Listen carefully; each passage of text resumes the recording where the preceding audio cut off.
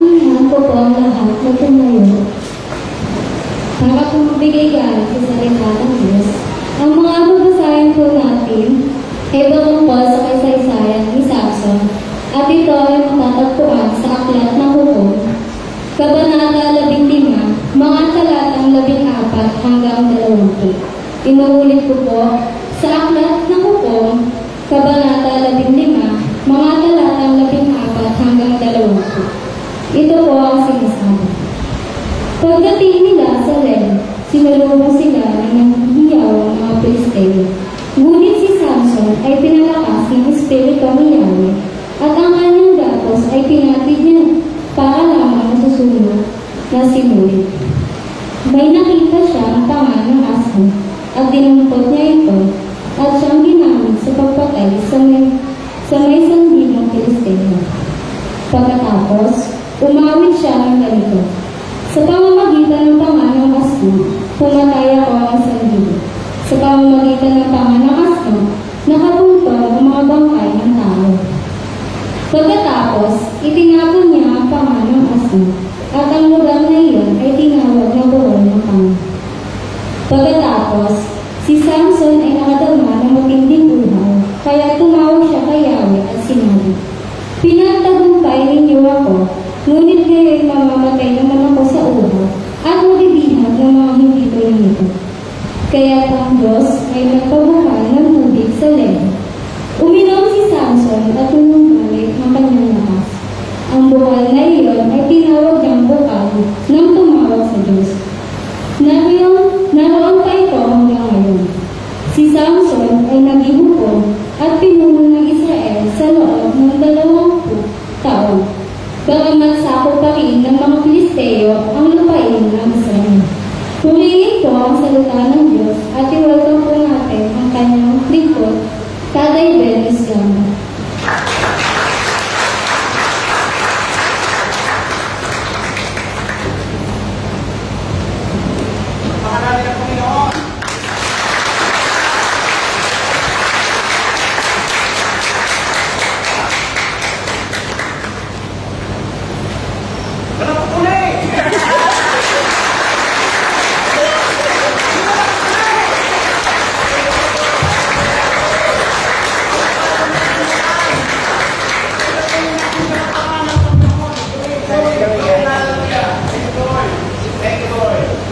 Amen. Yung meron na. Tayo ng lahat ay tumipid tayo ng panalangin. Father God, thank you so much sa umagang ito na pinagalan po sa amin. Napakaganda po, Panginoon. Napakabuti po, Lord, sa amin. At nakita po namin kung paano ka po gumawa sa aming Pilipinas ngayong araw na ito, Panginoon. Amazing, Lord. Nandun yung presensya mo, Panginoon. Sinamahan mo po kami. Kaya salamat po, Diyos, sa oras na ito. Sa bawat gagawin po namin, Panginoon, maparangalan ang iyong dakandang pangalan. Sa maikling oras ang aming pag-aaral. Salamat sa banal na Espiritu na siyang magtuturo sa aming Panginoon. Upang ang salita mo ay mamutawi sa aming mga puso at aming ikamuhay. Pagpalaan po ang lahat ng narito. Buksan po ang aming puso at isipan upang ang salita po noon ay tumino sa aming puso, Lord.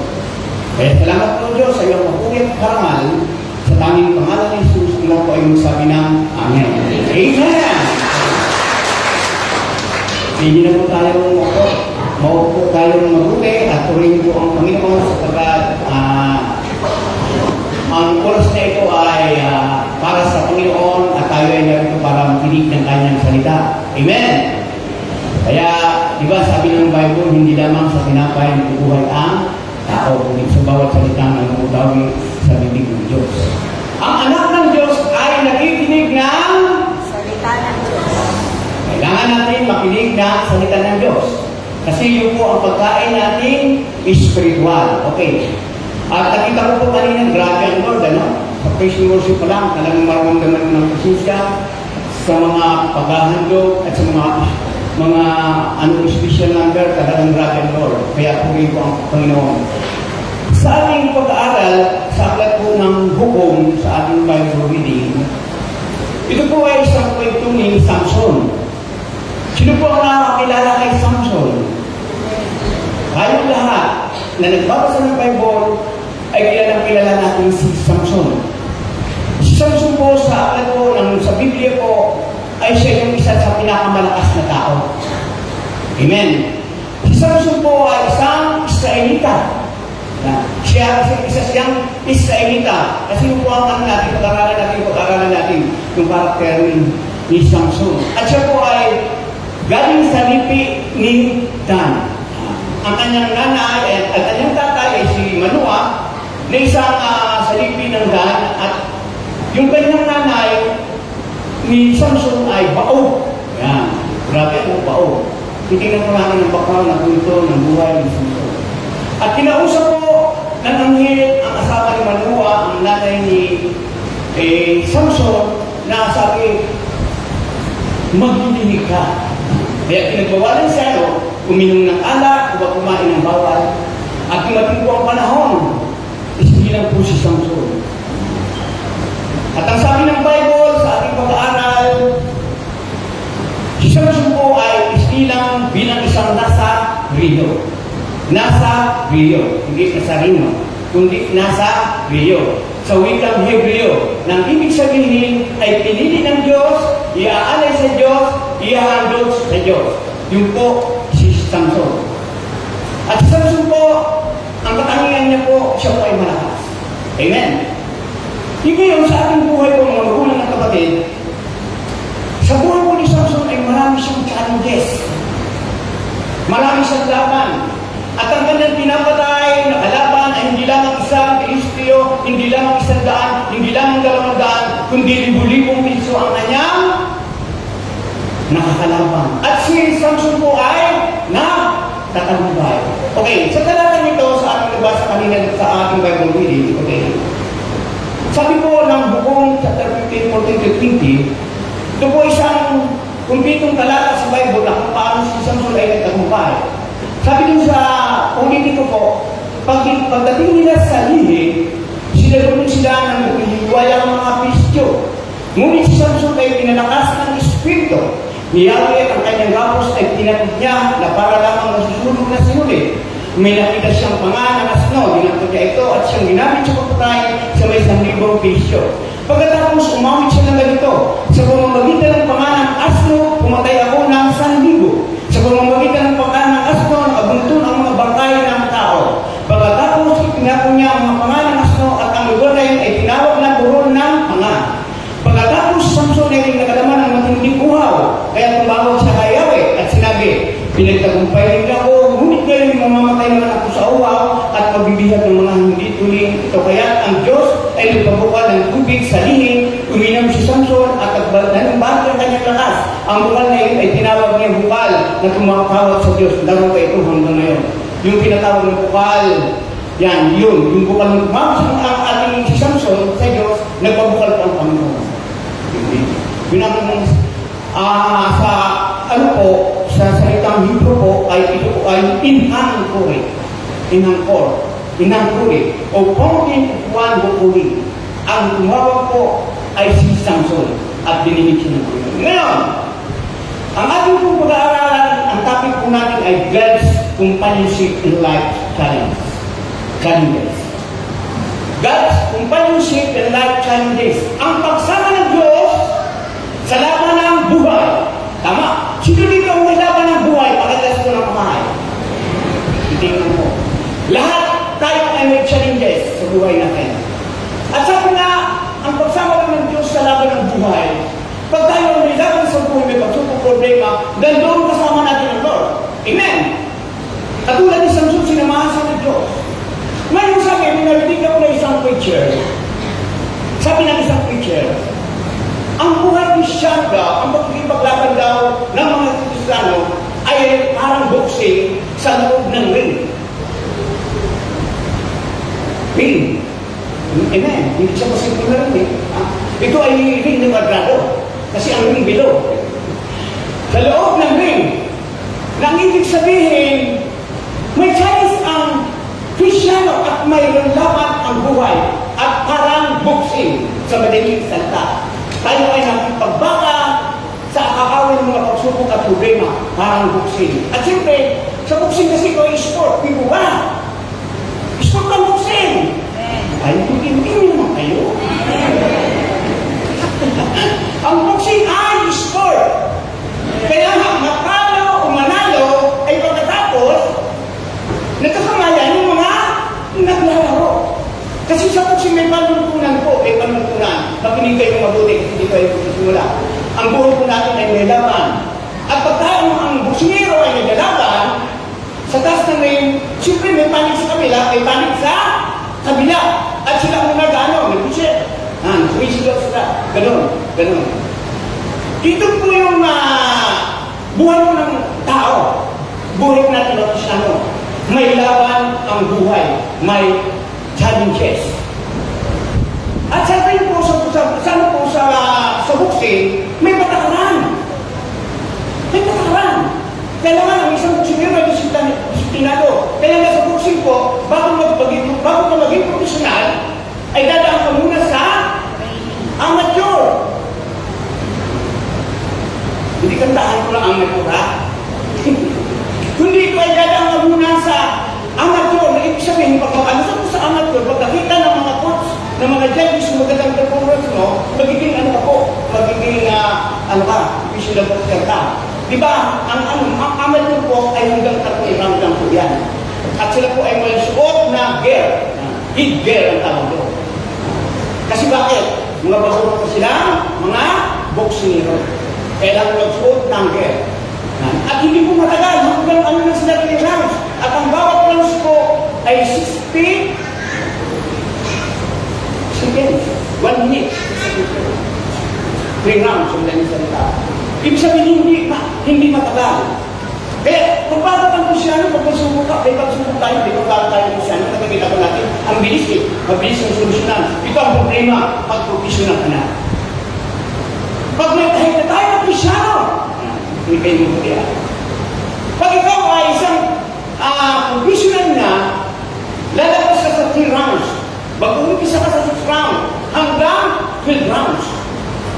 Maklasa, no? Grabe yun, pinag-uras yun. Dati kasi ang boxing sa professional, 15 rounds eh. Nung maglaban si Alvin at si Joe Frazier 15 rounds yun eh. Kailangan ginano ng boxing council na 12 rounds lang. Kasi delikado na po pag 15 rounds. Delikado na ka-inputin ng boxingero. Kaya ngayon po hanggang 12 rounds lang. Kaya makikita po natin mga magulang at kapatid. Sa challenge po ng buhay natin, ay mayroon pong hangganan.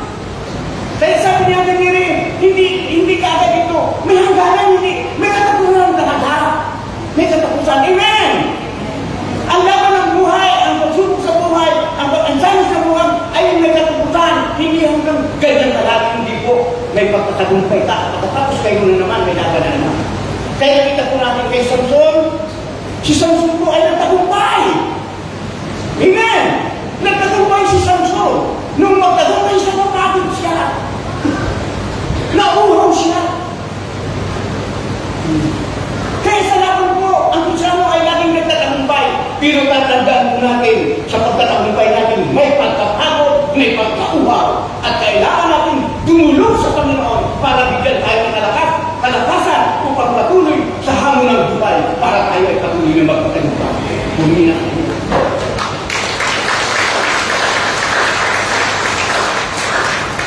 Amen. Huwag tayong tagumpay na ako, kaisi-isi ko na lang ang ko. Dapat patuloy ang laban, hindi tayo nagpapay sa Lord. Kasi pagkatapos ng laban, meron pa rin. Nauhaw siya ang bumili siya. Nang naman sa Lord, bumili siya, umiyak siya.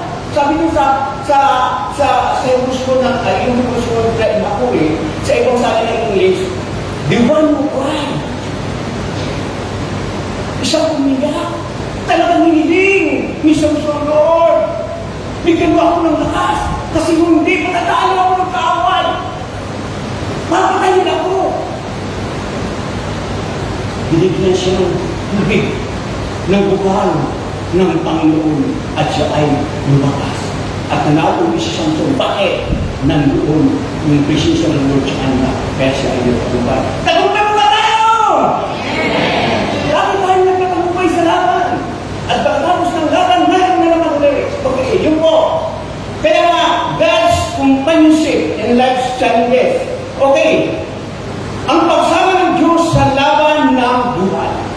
Sinasamahan ko tayo ng Panginoon. Sabi din sa Tagalog, ang pagsama ng Diyos sa laban ng buhay. Ang sabi ng Bible sa Isaiah 41 verse 10, ako'y isa sa iyo. Pag sinabing ako'y isa sa iyo, sasamahan ka ng Diyos. Ito ay pangako ng Diyos na ikaw ay sasamahan. Kaya ang sabi ng Lord, ako ay isa sa iyo, huwag kang matatakot. Ako ang iyong Diyos, hindi ka dapat manamba. Padalakasin kita at tutulungan, iingatan at ililigtas. Bakit sabihin po ang pangako ng Diyos sa akin? Hindi ka lamang matatakot. Hindi ka lamang mangangamba. Kundi padalakasin ka pa, tutulungan at iingatan at ililigtas. Ganun po ang Panginoon. Hallelujah. Kaya pag tumawag tayo sa Lord, pag may pagsubok at problema, pag tumawag tayo sa Panginoon, nandoon po ang pagsama ng Panginoon. Ngayon, mga maguling at kapatid, sa laban kasi sa sport, ano to pisikalan kumbaga sa laban talaga. Pero tayo na po siya nung katandaan po natin. Ang kalaban natin ay hindi tao, hindi naman at tugo, ang kalaban natin ay espiritu. Tingnan niyo ang katabi mo. Hindi yan ang kalaban mo.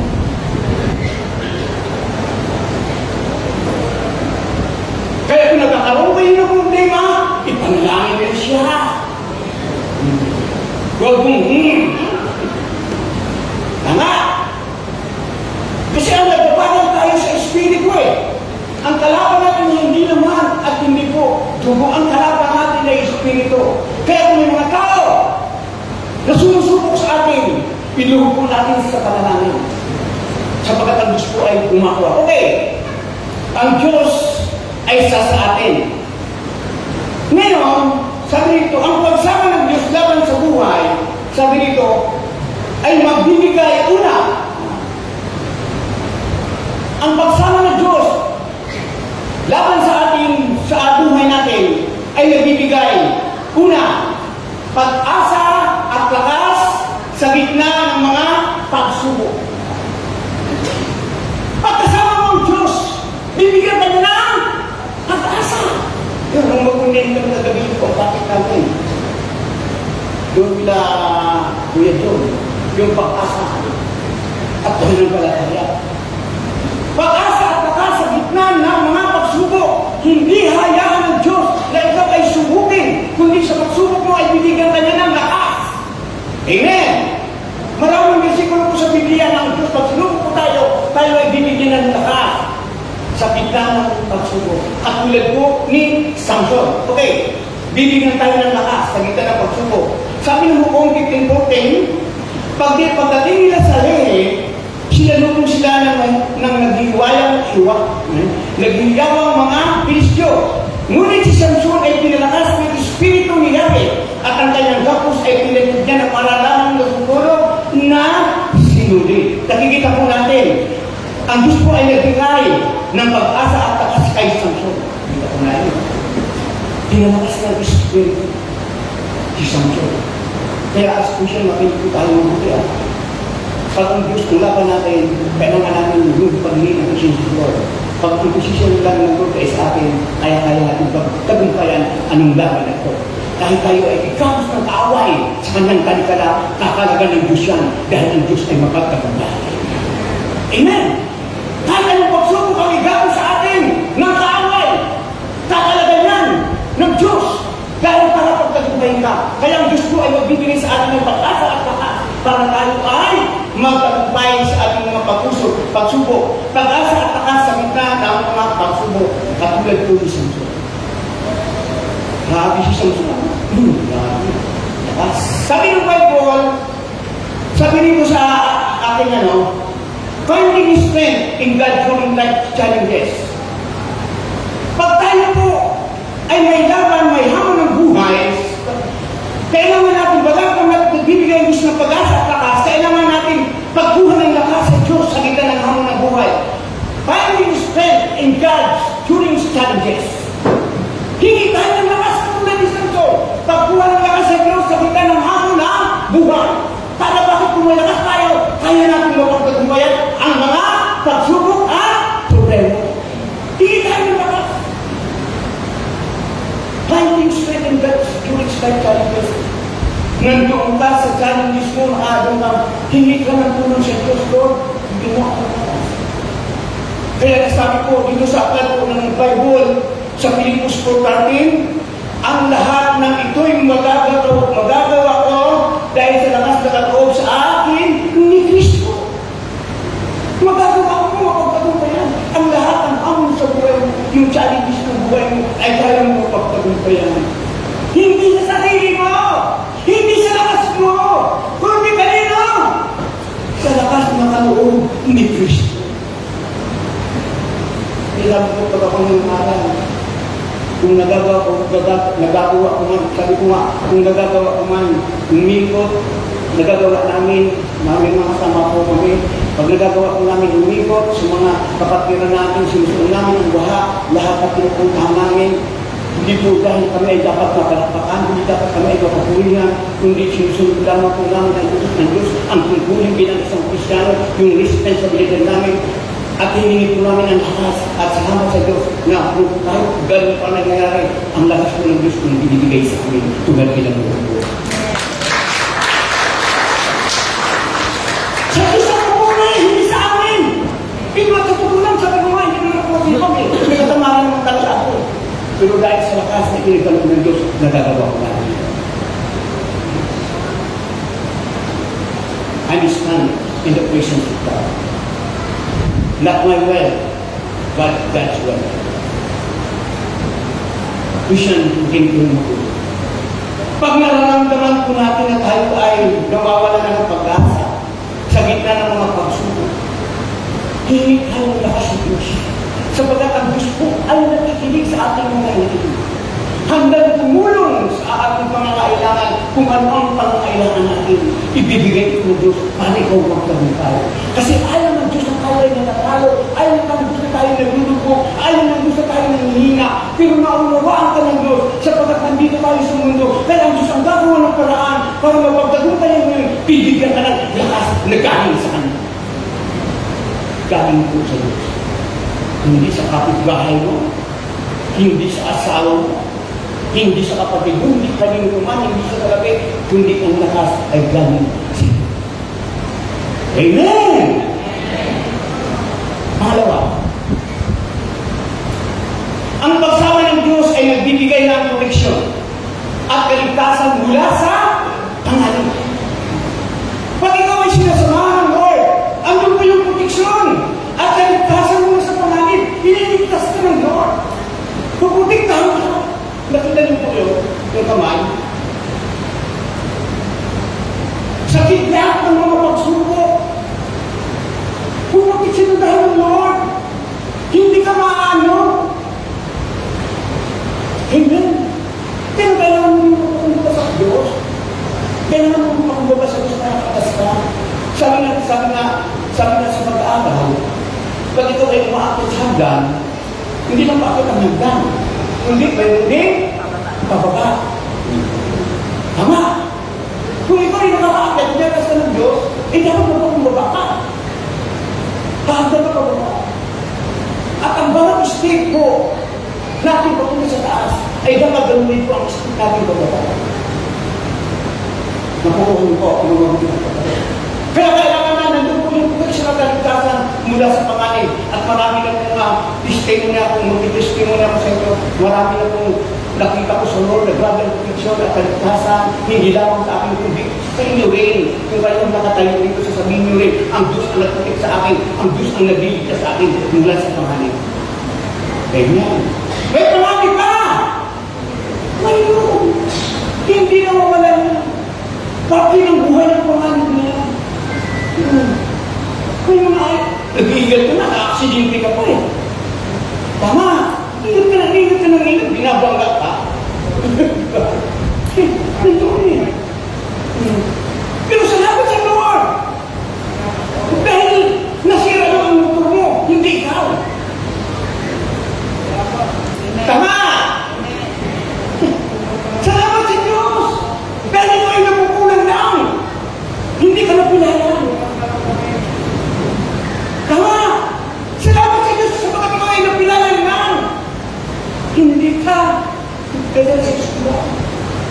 everything because of the Lord. Kaya nga, tingnan nyo po ng protection na sa atin sa kaligtasan ng dahil sa Panginoon.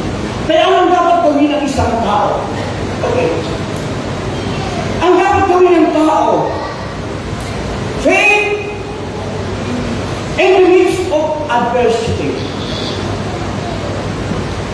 Pananampalataya, sabi dito, pananampalataya sa gitna ng paghihirap. Okay. Kailangan natin mananampalataya sa gitna ng paghihirap. Gamitin natin yung faith natin. Sino rito yung may pananampalataya? Sino rito yung may faith? Kapitas ng kamay! Lahat tayo mayroon pananampalataya. Kaya kung mayroon pong panganib sa ating buhay, ang Diyos, ang kailangan lang po natin ay yung protection, yung ano natin sa Diyos, yung pananampalataya sa gitna ng mga paghihirap. Alam niyo ang mga magulang at kapatid, ito yung napakaganda sa isang Kristiyano. May hamon sa buhay eh. May hamon sa buhay. Kailangan natin manampalataya sa Diyos. Ang sabi ng Santiago, 1:3, dapat ninyong malaman na magiging matatag ang inyong pananampalataya sa pamamagitan ng pagsubok. Isakalis ang pananampalataya mo ng mga pagsubok at mga panganib. Amen? Kaya pag may challenge o tayo maatas, lalo tayo magpursige sa Panginoon. Lalo tayo magpursige sa Panginoon. Amen? Lalo tayo manalangin. May isang kwento. Ito nababasa natin sa Facebook. Hiramig ko yung kwento ng isang pare.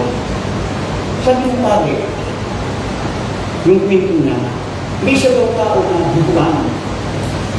Duguan. May dalang ka at tumatakbo sa simbahan. Gusto mag-compete kay Father. Nung dumating kay Father, dalang kita, iduguan eh. Father, may kasama po ako. Anong kasalanan mo? Kita ko, nakapatay po ako, Father. Nakapatay ako. Bakit ka nakapatay? Kasi pinipilit kong pinatay ko ang kanyang gusto. Sabi mo may Diyos. Ako naman walang Diyos eh. Nagdibati kami dalawa. Sabi ko, walang Diyos. Sabi nung nakadibati ko, may Diyos. May Diyos. Kukulit ko, sabi ko, walang Diyos. Pinatay ko, Father. Pinita ko. Pinatay ko. Sabi ko, Padre, ikaw, Padre, naniwala ka ba may Diyos? Sabi ng Padre, minsan. Minsan. Ibig sabihin, pag ikaw ay Kristiyan, dapat ay kung pananampalataya. Amen! Dapat may hapos sa hamon ng buhay mo, hindi ka natatakot sa mga pagsulog at problema, dapat harating mo yan. Minsan. Kaya kunin po sa buhay po natin, dapat ninyong malaman na magiging matatag ang inyong pananampalataya sa pamamagitan ng pagsubok. Kaya kung marami kang pagsubok, dalago ang inyong pananampalataya. Amen! Kaya nakikita po natin mga profesional, na mga singero profesional, ang dami na nila mga tama eh. Kasi sa naman si Manny Pacquiao, makita natin ang mga iba ng tingin eh. Diba? Mga profesional na grabe sila lumaban. Sanay na sila sa laban. May mga tawag doon, may mga ano sila. May bigas eh. Piklat na sila sa madaling salita. Pero grabe sila lumaban. Sanay na sila laban sa laban. Pero may dahil mga Kristiano. Pag ikaw isang profesional na Kristiano, lumalaban ka kahit sukatan ka na, kahit duguan ka na, hindi ka tumatakbo. Kahit pagpupun ng paa mo, hindi ka tumatakbo. Bakit? May Diyos na tumutulong sa'yo, hindi sa'yo sarili. Ganun po. Ang Diyos po ay nagbibigay sa ating lahat. In 1 Corinthians 10:13, hindi ka bibigyan ng pagsubok na hindi mo kaya. Kundi sa pagdating ng pagsubok, ang lakas ng pagsubok na yun, ganun din ang bibigay sa inyo ng lakas ng Panginoon. Kung ang pagsubok mo ay 20%, bibigyan ka ng lakas ng 30% ng Lord. Ganun ang Diyos. Kung Kung ang pagsubok ay 50%, bibigyan ka ng para sa 60%. Ganun ako. Amen! Patitig na siya lahat sa akin. Ganun po ako. Ganun po ako. Kaya, hindi siya makinig kayo mabuti. Pag tayo ay nakakaranas ng mga pagsubok-pag-anig, tatandaan po natin, ang Diyos po ay sumasama sa atin. Nagbibigay po sa atin ng proteksyon at kaligtasan. At ang kailangan po natin ay manampalataya tayo sa gitna ng mga paghihirap natin. Number 3. Ang pagsama ng Diyos ay nagbibigay ng pagmamahal at pag-aalaga sa mga pakuras ng pangangailangan. May mga pangangailangan. Nagulong pangangailangan ko. Sa oras ng pangangailangan. Sabi ni Samson, Lord! He cried out. Humingi siya sa Lord. Lord, matatalo ako kasi uhaw na ako. Malulubig ako ng mga Pilistyo. Uhaw na ako, pagod na ako. Kaya tumalaan siya. Nagkaroon ng bukal, pinero siya ng Diyos. Pagmamahal at pag-aalaga sa mga oras ng pangangailangan. Amen. Tama po ba? Kaya pag tayo po ay nasa bingit ng ating pangangailangan, may pagmamahal po ang Diyos at pag-aalaga at kailangan ng po natin ay tumawag sa Diyos. Tatawag tayo sa Panginoon, Lord, na namin kaya. Sabi ko nga sa inyo, mga magulang at kapatid, kahit may pera ka, kahit may pambayad ka sa ospital, lahat ay magagawa ng pera. Pero kailangan pa rin natin ang panalangin. Kahit gaano na karami ang pera mo, mayaman ka na, kailangan mo pa rin ang panalangin.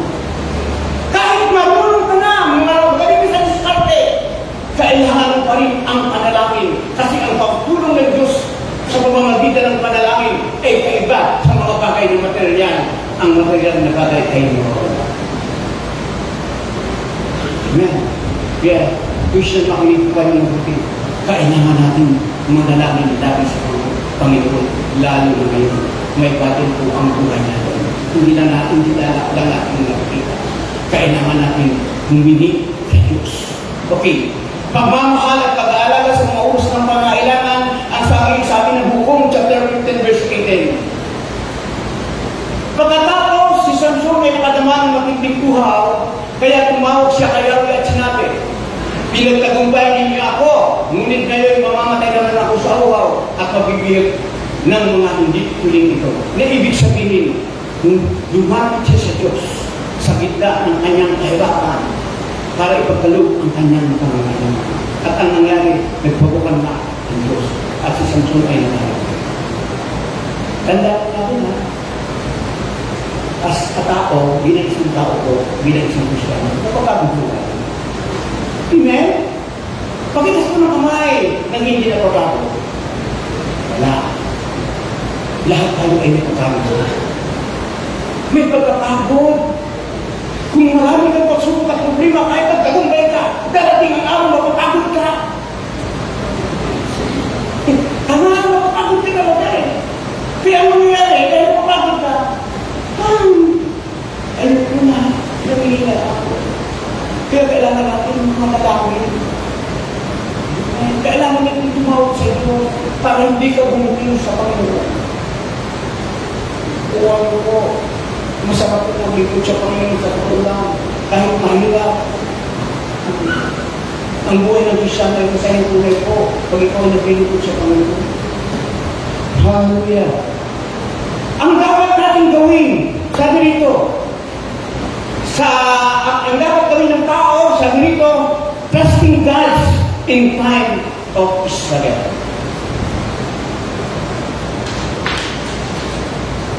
Pag may hamon ng buhay, sa iyong pangangailangan, kailangan tumawag ka sa Diyos.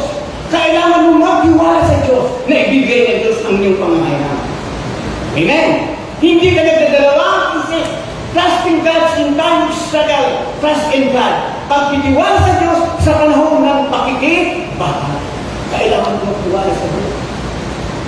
Doon alam ko, na kahit malaki ang babayaran namin sa ospital, ang Diyos ang gagawa ng paraan. Lord, kahit may sakit ako, marami akong sakit, alam ko na ikaw ang Diyos na magpapadali. Magtiwala ka lang sa Lord. Lord, kahit nagkukulang ako, marami nang nawawala sa amin. Alam ko, ibibigay mo yan dahil nagtitiwala ka sa Diyos. Magtiwala ka sa Diyos. Si Samson nagtiwala sa Panginoon, tumawag sa Lord, ibibigay ang kanyang pangangailangan at ibibigay din po sa atin ang ating pangangailangan kung tayo makitiwala sa Diyos. Amen! Trusting God in time of struggle. Kailangan natin ang magtiwala sa Diyos. Ang sabi po ng Bible, kaya ka, kanino magtiwala? Sa Diyos ka magtiwala, buong puso, ang sabi dito, buong puso at lubusan, at huwag kang mananaman sa sariling karunungan. Kaya kung magtiwala ka buong puso na, hindi ka. Ibibigay kaya ng Lord. Hindi mo nagdalawang isip sa Lord, hindi tumawag sa Lord. Pagpupukahin kaya, hindi ito, wala naman tubig dito. Kung minsan, ginawa kita sa atin mga negative na nangyayari para wala kang pag-asa. Wala kang pagtutuwa sa Diyos. Pero ang Diyos hindi ko naman. Ang Diyos, gagawa mo siya. Galing sa wala, papunta sa meron. Tama. Magaling ito ang mo. Sa pinag-aaralan namin kagabi, yung Word God, mga pangyayihan, karoon natin ito sa gabi. Salitahan ng Diyos, magkaroon ng iwanan, magkaroon ng gulok lahat dahil sa salita ng Diyos. Kaya pag tumawag sa Lord, ano man hingin mo, pag sinabi mo, ibibigay ko, ibibigay sa kanila.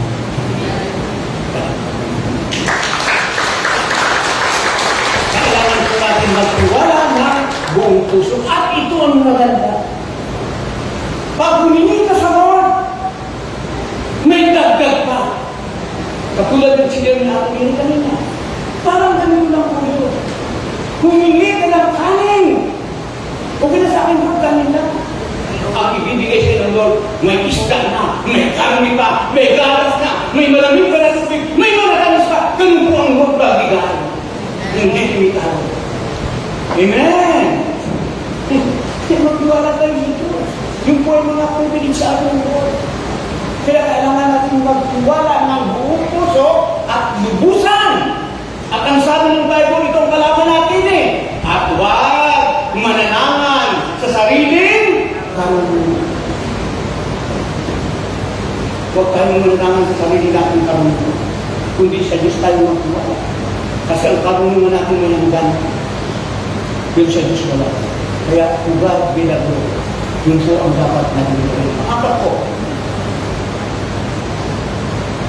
Pang-apat, sabi po ito, ang pagsama ng Diyos ay nagbibigay ng pagtatagumpay sa maraming hamon. Sino rito yung nagtagumpay na taas na kamay? Natatanggay, parang hindi nagtagumpay eh. Sabi ko, taas na kamay na nagtagumpay! Sumigla na sila.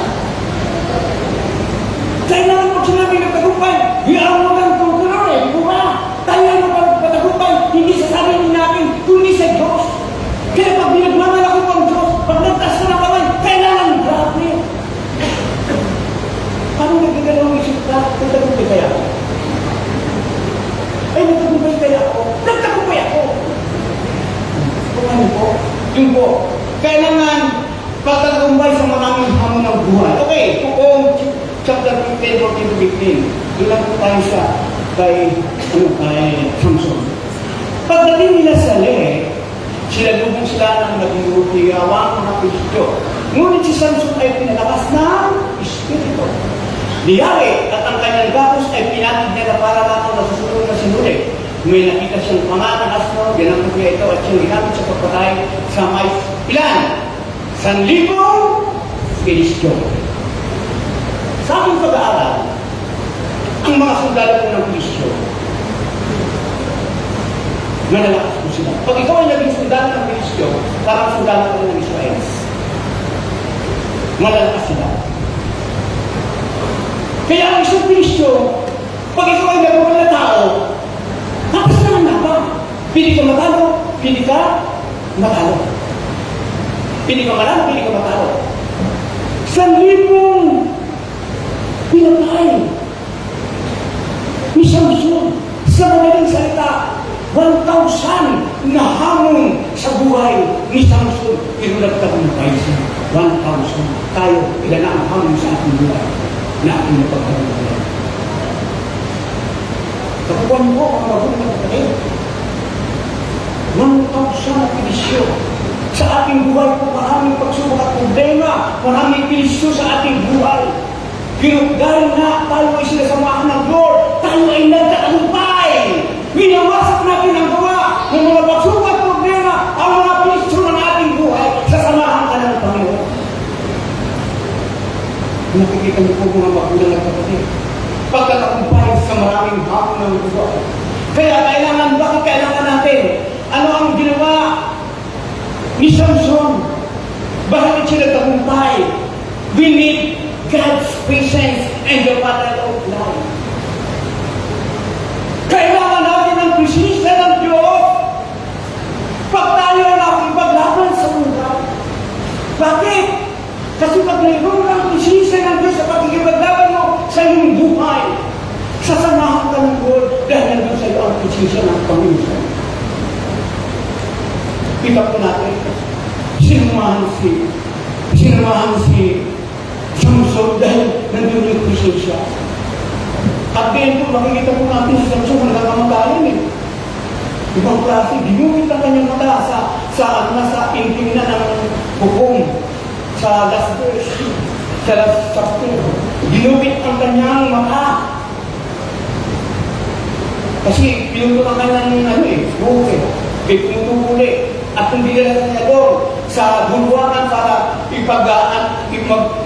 magbunyi ang mga pelisyo. Sabi ni Samson, sa bata, dali mo ako sa haligi at hawakan ko yung dalawang haligi. At minsan pa, pinalakas siya ng Diyos, ng presensya ng Diyos. At si Samson, kinulak yung dalawang haligi, nagaga, maraming nakakama. Hindi lamang sa libo, kundi marami pa sa libo. Kaya natin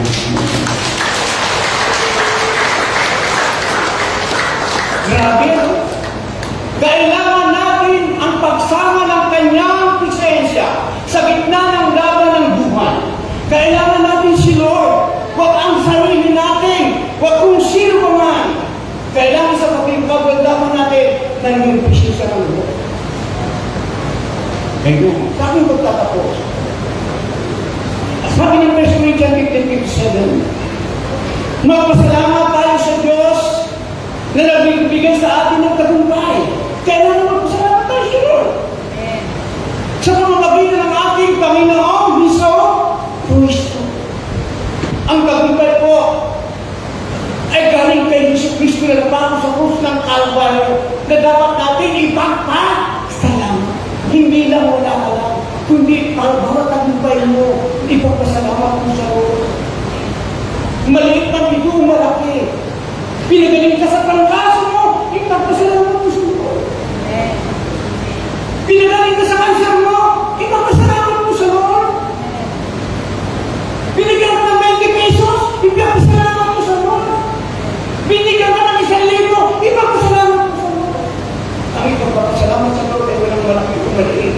Ang lahat na ating natatanggap na pagpapala sa Lord ay dapat natin ipagpasalamat. Ngayon mga kapatid, tatanungin ko tayo. Ang pagsubok ba ay dapat natin ipagpasalamat sa Panginoon? Ang pagsubok ba, ang kahirapan ay dapat natin ipagpasalamat sa Panginoon? Amen. Bakit? Pag may pagsubok tayo, may hamon ang buhay natin. Ilagay ko ng Diyos para ang pananampalataya mo ay lumakas. Upang maging isa kang kung sa buksin, para maging isang profesional ka. Na kahit tuntuin ka ng malakas, pero dahil sanay ka na sa sakit, di ba yung mga buksero ng mga profesional, kahit pinatamaan ng mga tilisyo ko, minsan hindi na nakatina. Tama, lalaki ng mga profesional eh. Ang kabaw nila, ang kanilang kabaw, parang puno eh. Pag tinamaan ko, sigurado, tulog eh. Pero kung ikaw ay profesional, ang gusto kong sabihin, pag ikaw, kukuhan ko, maraming pagsubok at hindi na alam ka mo, masasanay ko na po. At ang tagumpay mo ay lagi kang magkatagumpay. At hindi ang tagumpay mo sa iyo pa rin, kundi ang tagumpay mo sa Diyos. Purihin po ang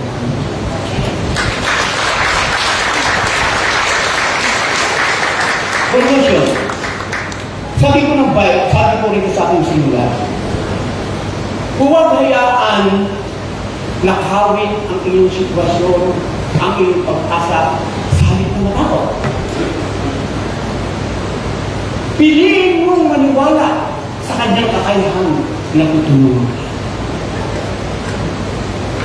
Kung may harap ng buhay natin, may challenges ang buhay natin, piliin daw natin na tutulungan tayo ng Diyos ang bisyo ng tao tayo.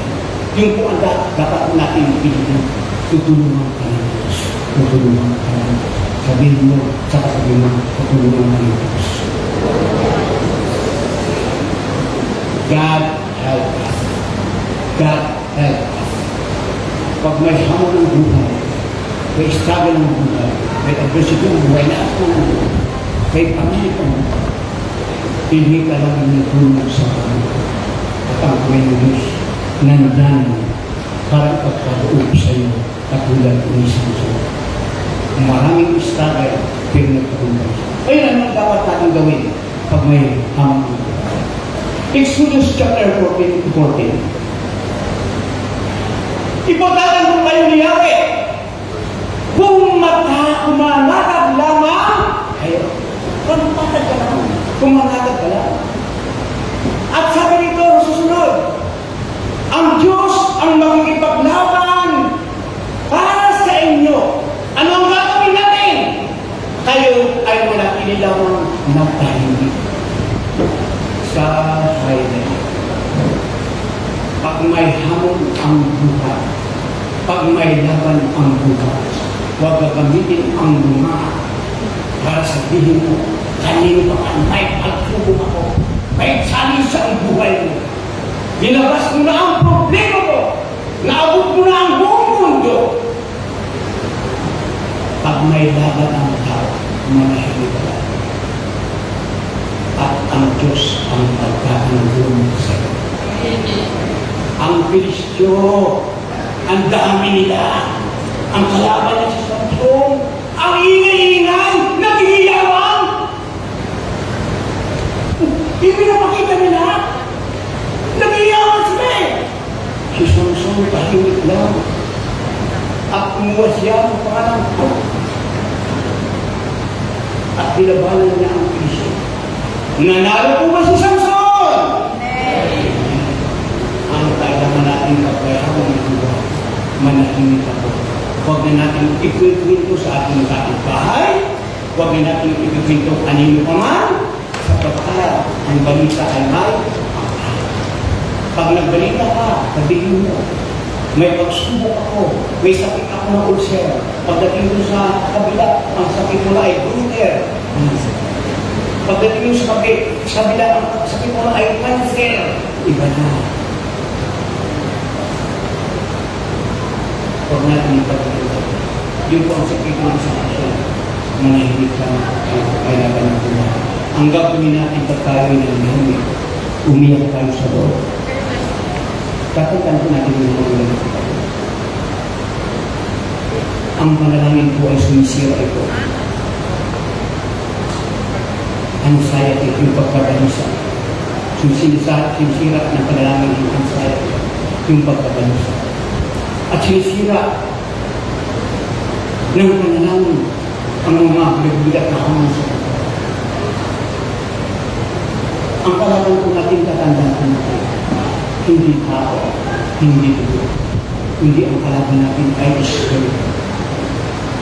Sabi nga naman, kung may kaaway ka, ibigin mo. Amen? Sa buhay po natin mga magtulong po tayo sa aming pagkatapos. Nakikita po natin sa ating pag-aaral katulad po ng Kristo. Pagkatapos magtagumpay, manalangin ka. Pagkatapos magtagumpay, manalangin ka. Pagkatapos magtagumpay, manalangin ka. Pag nagtagumpay ka, huwag kang magparanas sa manalangin. Huwag kang mag-resto, kundi pagulong ka na manalangin. Palakpak